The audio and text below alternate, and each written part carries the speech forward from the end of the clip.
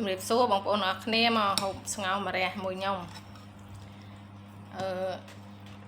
ម្រះនេះញាត់មីសួរបងប្អូនហើយខ្ញុំទុកមីសួរខ្លាំងក្រៅដួសទឹកវាមកយក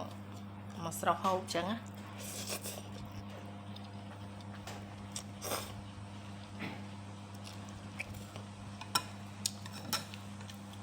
ហូបម្រះទេឆ្ងាញ់ជាងហូបមួយបាយតាំងគេស្ងោរហូបលេងហ្នឹងណាបងប្អូន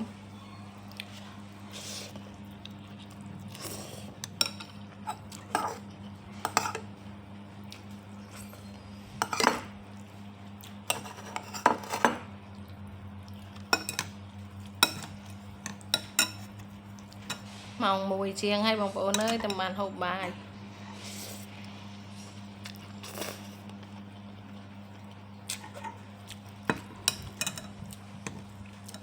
ចូលចិត្តម្រះណាបងប្អូនអើយ